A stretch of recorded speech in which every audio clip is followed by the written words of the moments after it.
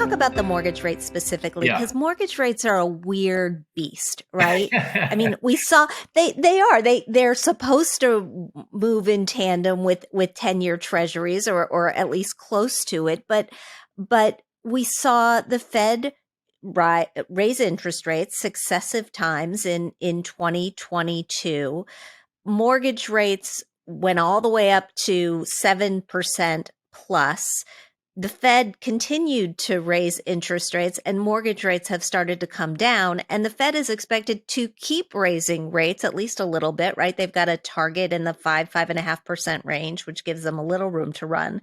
And yet mortgage rates are expected to come down. Why? Yeah. Well, the mortgage rate is equal to the sum of the 10-year treasury yield because mortgages generally people are in their home 10 years. So it's most closely tied to 10-year money. So it's a 10-year yield, not the funds rate. That's short-term money. So, tomorrow, next week, we're talking 10 years. So 10-year treasury yield plus what you call a spread, a difference that compensates for the cost of mortgage servicing. Someone's got to service your mortgage, the cost of the origination. Someone's got to originate the mortgage. Someone's going to take prepayment risk because you're getting a 30-year, 15-year mortgage that you can refinance at any time and lower your mortgage rate.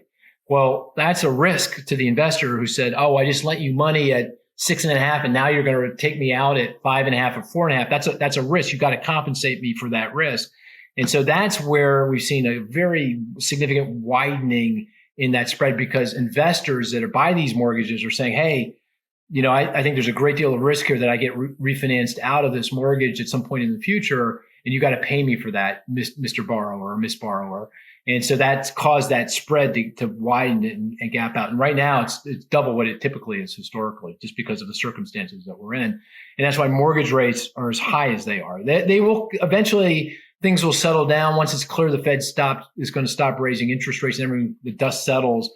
The mortgage rates will come back down. Even if the 10-year treasury yield stays where it is, mortgage rates will probably come in around 5.5%. So if I were, thinking about this, about buying a home, this is probably the worst time to buy a home. Mortgage rates are high. House prices are still high. There's no inventory out there. Wait a year or two, there's going to be more inventory. Prices will be down and mortgage rates will be back down.